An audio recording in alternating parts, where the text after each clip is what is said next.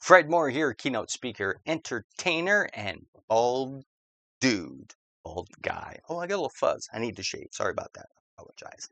Welcome to this week's edition of 101 Life Secrets. Secrets you can use for a better life, a better business, a better everything. Isn't that great? We're on to number 32. Give, save, and spend. All right, some of you aren't going to like some of these things, but stick with me here. Give, save, and spend. In life, our goal is to make money, right? We want to get as much money as we can.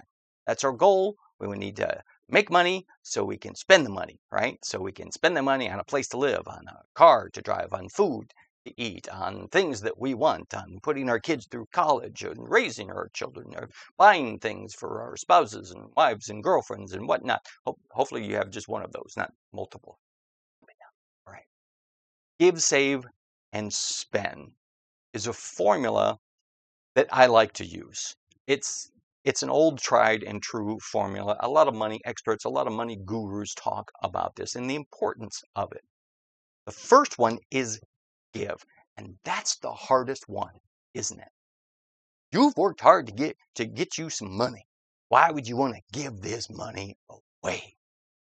Well, if you're a spiritual person, it's a biblical thing to do. They talk about tithing in the Bible, giving 10% of what you have away. Give it away to church, give it to a charity, give it to somebody who needs it, right? 10%, tithing, 10%. That's a great formula to use. A lot of people use that formula. 10% is not that much. You have $1, 10% is 10 cents. You have $100, it's only $10, right? 10%, not that much. Now you're thinking, oh, wait a minute. What if I make $1,000 a week? Well, that's $100 a week. You still have $900, okay? If you can only live on $1,000 a week, then there's probably a problem, right? You're living too far, right, above your means, as it were. A lot of people live their lives this way. They use their credit cards, they use their savings if they have any, and they live well above their means because they want to live a better life. Well, here's what's going to happen. When you give, you're helping other. When you give, you are being a spiritual person, but you're also being a helping person. You're being a kind person. You're putting it out there in the universe. And stick with me. Maybe, and this is not rainbows and unicorns and wonderful things. No, I truly do believe that what comes around goes around. Karma is a real thing. However you want to frame it, however your belief system frames it, it is a real thing, right? What you put out in the universe, you will get back. Hoarding all your money, if you're keeping all of it, if you're not helping anybody but yourself, then you're a very selfish person, aren't you? You're not giving, you're not kind, you don't want to be that kind of person. You want to give. And the hardest thing is to give up your money. You worked for that. And the hardest thing is to pay all your bills and then look, no, I have nothing left to give. Oh, darn. Well, Dave Ramsey talks about this. He's one of those money gurus I talked about. He says, if that's your situation, then you're looking at your budget upside down. Most people tend to go through their budget, pay all their bills, and whatever's left over, they'll give from that. You're looking at it upside down. Number one at the top should be giving. Giving, giving, giving. Number one, giving. At least 10%. Again, whoever you want to give it to, just give it. Just help somebody in this world.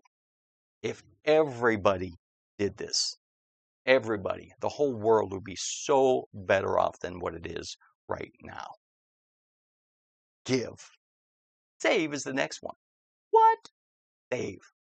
This is kind of along those 10%, the tithing thing. I like to take 10% of my income, right? I've already given 10% away. Then I'm going to take 10% and I'm going to save that. I'm going to put this into a savings account. I'm going to put this into a 6-month CD. I'm going to put this someplace where it's going to earn me money. Okay?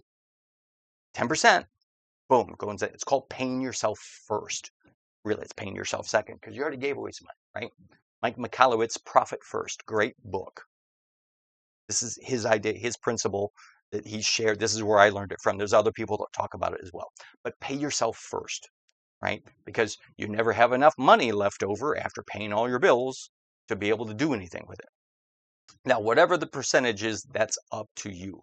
The idea, though, is to take some money and put it away so that you have some money, right? Nature abhors a vacuum, right? If you have nothing in your bank account, then nothing's going to come into your bank account, right? Again, I'm getting metaphysical and just, this is my belief systems. Take it with a grain of salt. But I believe that by saving money, I'm going to be able to get more money into my life. Now comes to that last part, right? Give, save, and spend. Yay! Yay, that's the fun part, isn't it? Yeah, because you've saved that money. Spend some of it, right? You deserve a little, don't spend all of it, right? Mike Michalowicz talks about taking that money that you've saved for 3 months, 6 months, or whatever, and take half of it and spend it on something, right? Whatever it is you want to spend it on. All right, maybe you're practical. I'm going to spend that on the electric bill, or I'm going to catch up on credit card payments. That's fine. Or you can spend it on something fun. Personally, for me, reducing that credit card debt is not that fun, but it's useful, isn't it? So maybe what I might do is I'll take half of the money out and then cut that in half, spend half on something fun, use the app, pay the bill, get that debt. That's just 3 simple things that you can do to improve your life, your well-being, your status in the universe. Give, save, and spend.